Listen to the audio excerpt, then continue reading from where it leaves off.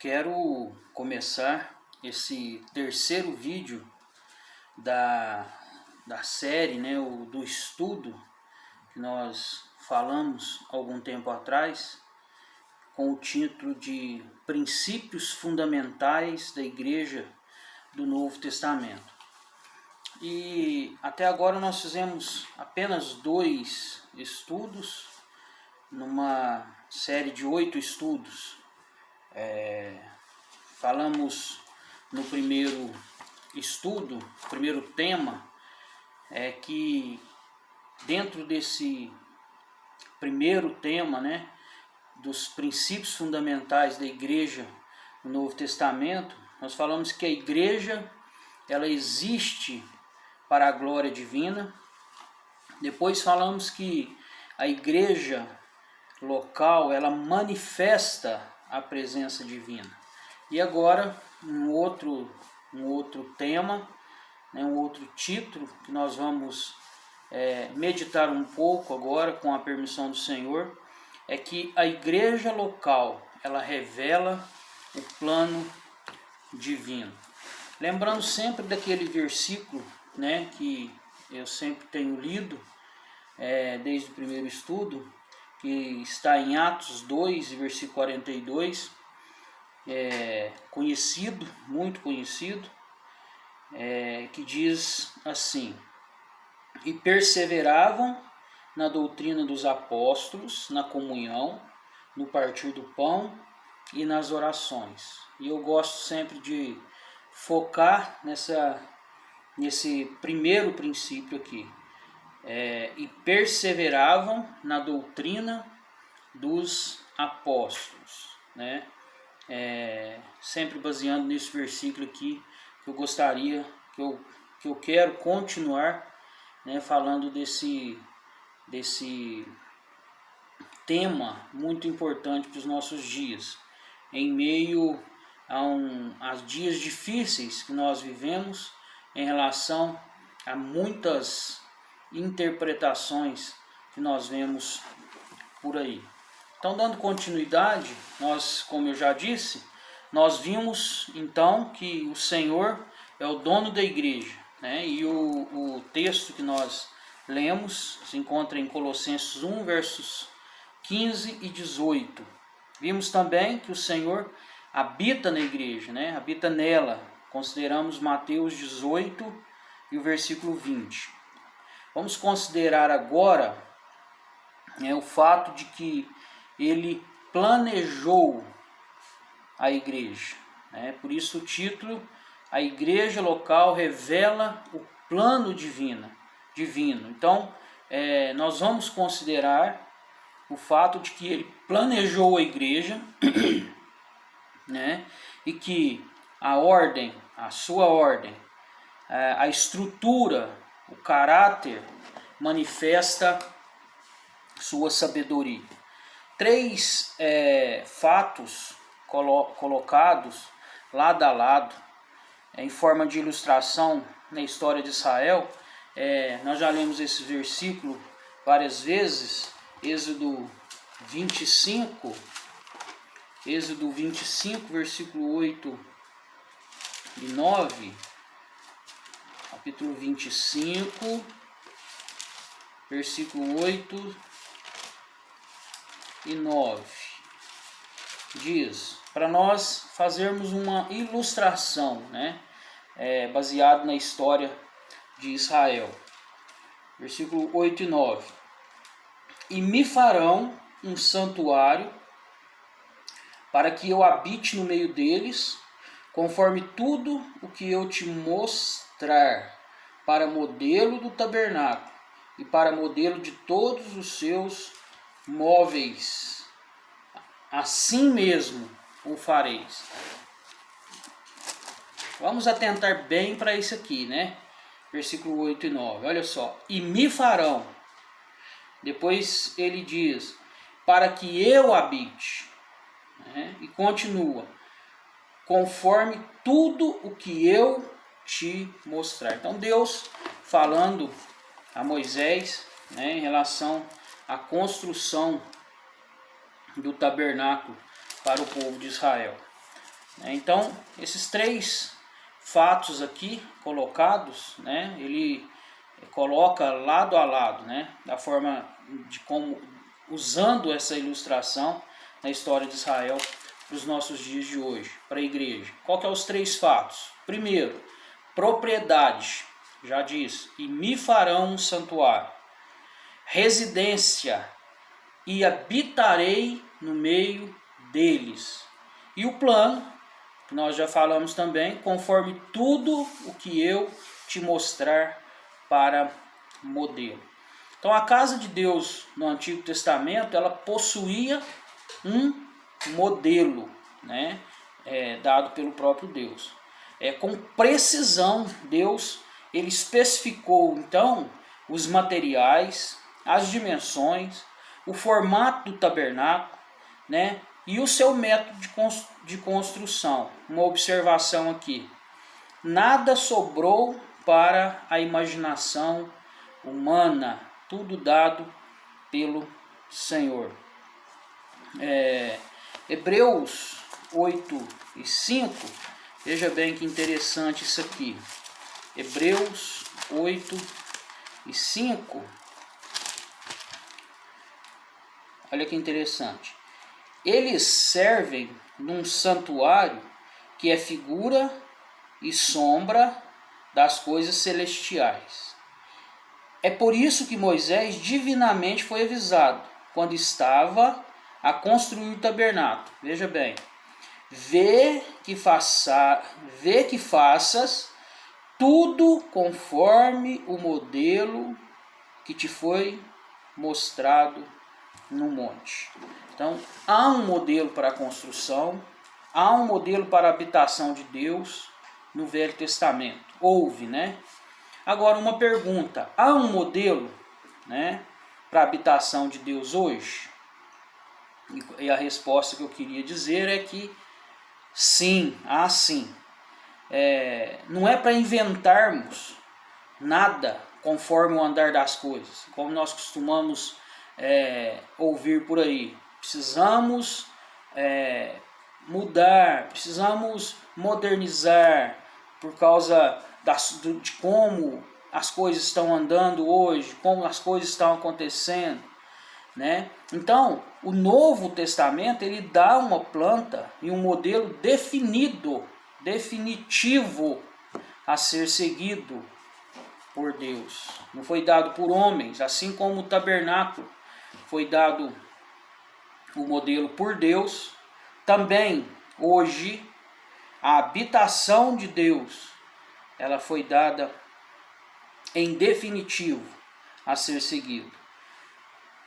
E veja bem, isso é em todas as culturas, em todos os continentes, por todos os séculos dessa presente dispensação. Exemplo, eu não vou procurar ficar lendo muito, mas citarei os textos e em qualquer dúvida é só procurar na sua Bíblia, você irá encontrar alguns exemplos. 1 Coríntios 3, nós aprendemos sobre como edificar a igreja. 1 Timóteo nos ensina como nos comportarmos na igreja. Então perceba os termos que Paulo usa lá em 1 Coríntios 3.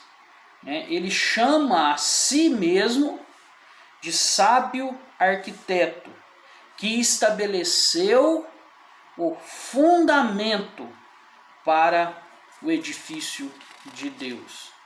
Sábio arquiteto, ele chama a si mesmo, né? E ele continua dizendo que ele estabeleceu o fundamento para o edifício de Deus. Ele intitula a igreja como o templo de Deus, o templo de Deus. E fala lá no texto de materiais, alguns materiais como ouro, prata, pedras preciosas, madeira, feno, palha. Note as palavras de Paulo em relação à igreja local, lá em 1 Coríntios, no capítulo 3, o versículo 10. Note bem como Paulo usa alguns termos ali, 3 e 10. Veja bem, olha, o que nós citamos. Segundo a graça de Deus que me foi dada, pus eu como sábio construtor o fundamento, e outro edifica sobre ele. Mas veja cada um como edifica sobre ele. Versículo 10. Segundo a graça de Deus que me foi dada, pus eu como sábio construtor. Então, por que a necessidade de cuidado na maneira de edificar a igreja local? Por quê? Qual a necessidade disso? Desse cuidado, da maneira. Cada um poderia fazer do jeito que acha que deve ser feito, da forma que ficaria melhor, que se adaptasse a cada um. Poderia ser assim? Não. Saiba como cada um edifica, né? Então, por que essa necessidade do cuidado na maneira de edificar a igreja local? A resposta é porque a nossa fidelidade à planta divina será avaliada quando nos encontrarmos com o Senhor no céu. Capítulo 3, verso 10 ao versículo 15. Ali fala de ouro, prata, pedras preciosas, madeira, feno, palha, e existe interpretação desse texto, mas está falando da avaliação de como edificamos a igreja local. Então o Senhor, ele irá exigir prestação de contas sobre essas questões, porque ele destacou aqui no Novo Testamento, baseado na doutrina dos apóstolos, nós lemos lá em Atos 2:42, as instruções a ser seguidas, instruções claras, instruções detalhadas, instruções definidas, para seguirmos. Nós não precisamos ficar inventando nada, procurando nada a ser feito, buscando apenas na palavra de Deus os ensinos a ser aplicado na igreja e como a igreja deve ser edificada, Então vamos fazer uma comparação aqui nesse ponto. A sabedoria de Deus ou a sabedoria dos homens? Qual é a mais importante aqui no caso? Qual deve ser observado? Através dos tempos, a natureza humana ela tem demonstrado uma tendência a pensar que sabe mais do que o projetista divino. Vai passando o tempo, nós, por causa da nossa natureza humana, da nossa falha por causa do pecado, nós temos a tendência de pensar que sabemos mais do que Deus, Isso é um erro. Eu vou dar alguns exemplos aqui no Velho Testamento. Os filhos de Arão apresentaram fogo estranho, Levítico 10. Acás introduziu um altar estrangeiro, 2 Reis 16, 1-20. Davi, ele apresentou uma nova carroça, 2 Samuel 6, 1-17. Na igreja de Corinto, os cristãos não estavam edificando corretamente. Eles estavam trabalhando de acordo com a sabedoria do homem, não a de Deus. E Paulo escreveu em 1 Coríntios para explicar a eles a diferença entre a sabedoria humana e a sabedoria de Deus, não apenas em relação ao Evangelho, no capítulo 1, e a comunicação da verdade, no capítulo 2, mas também em relação à edificação de uma igreja local, no capítulo 3. Veja bem que interessante isso, Paulo, sendo espiritual, buscando a vontade de Deus, escreveu essa carta, buscando ensinar aqueles irmãos ali. Então, o uso da sabedoria humana na edificação da igreja não extinguiu com os coríntios. Não, mas eles foram corrigidos. Em nossa geração, por exemplo, a pressão de parecer atraente ao mundo, nós vemos essa pressão acontecer. os jovens vão chegando, as coisas vão se modernizando, e existe essa pressão, né, de parecer atraente, e a nossa visão é essa em relação a essas coisas, de parecer atraente para chamar as pessoas, né? E não é assim que funciona, é superficial, as pessoas chegam através dessas coisas atraentes que vão aparecendo, mas não se firmam, porque estão baseando-se nessas coisas, né? E isso tem provocado um descarte, né, do pensamento em seguir estritamente o modelo do Novo Testamento. E tem acontecido muito, né? E em vez disso, uma virada para que o que funciona, aquele famoso ditado, o fim justifica os meios. Ah, mas é para Deus, é para chamar atenção, para encher a igreja local, o salão em si, para que as pessoas ouçam a palavra de Deus.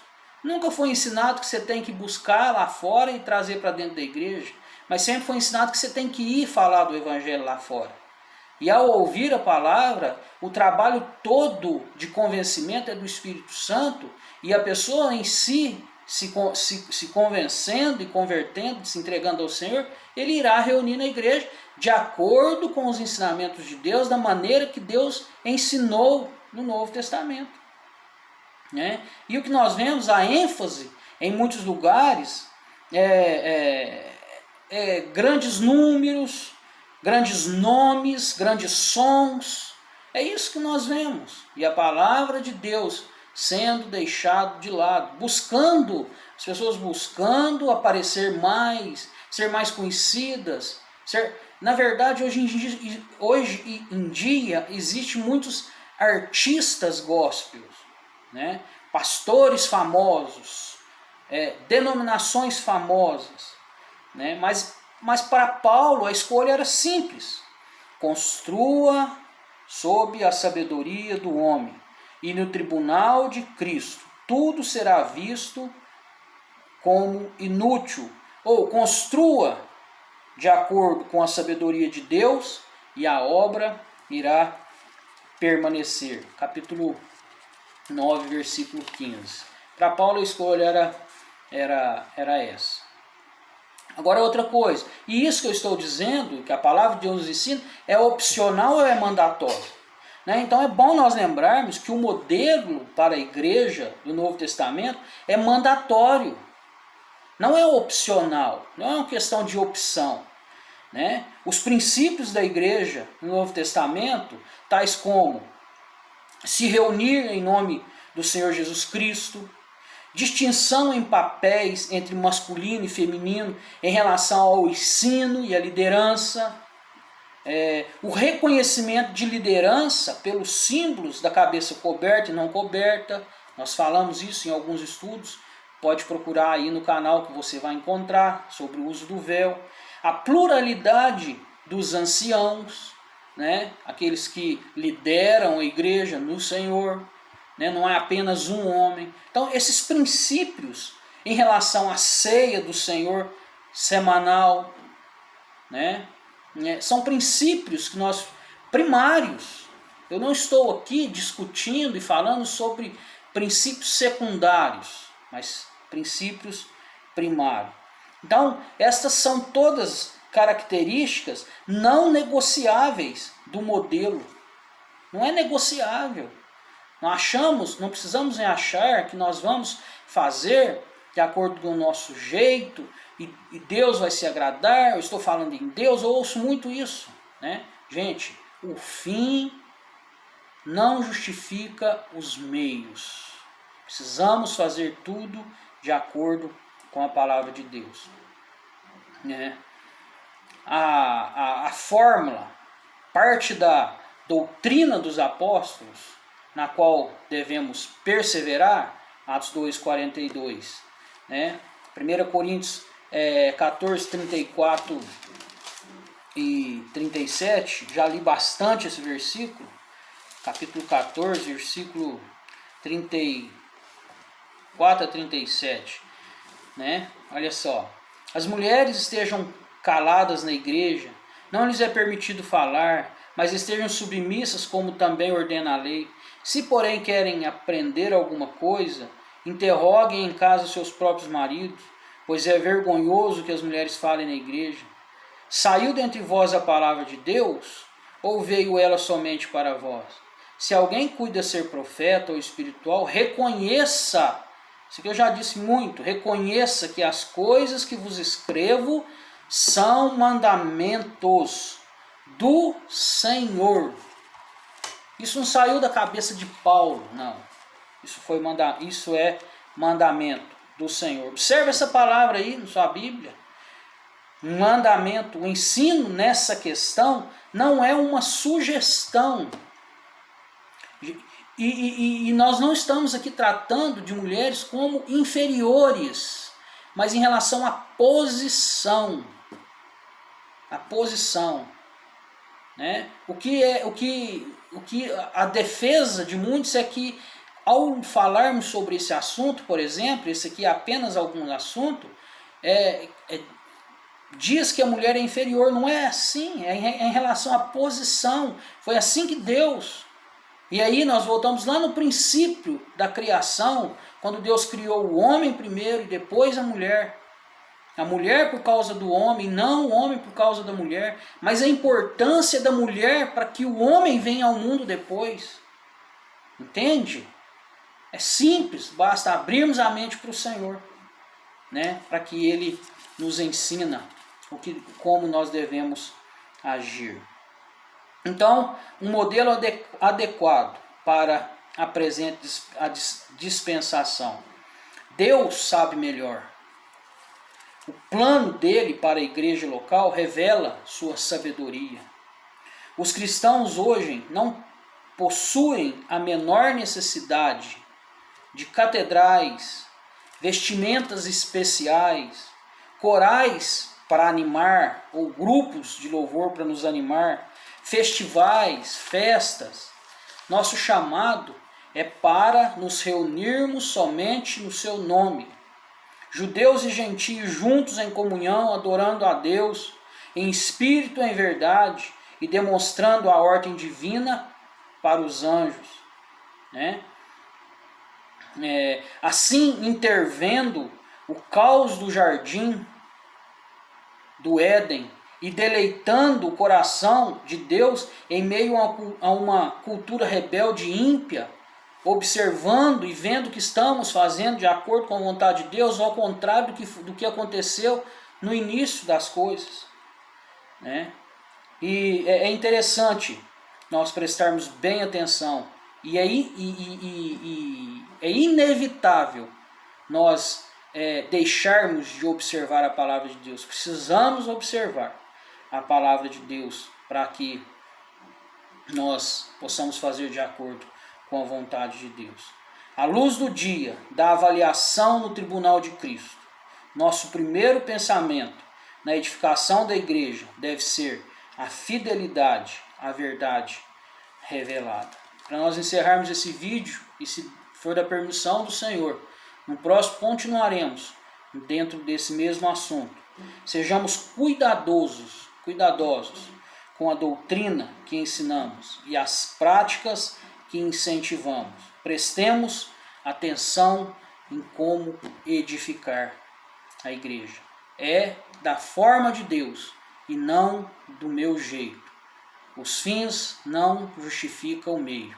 Observando a palavra de Deus, perseverando a doutrina dos apóstolos, que nós iremos agradar ao Senhor e fazer de acordo com a sua vontade. Amém.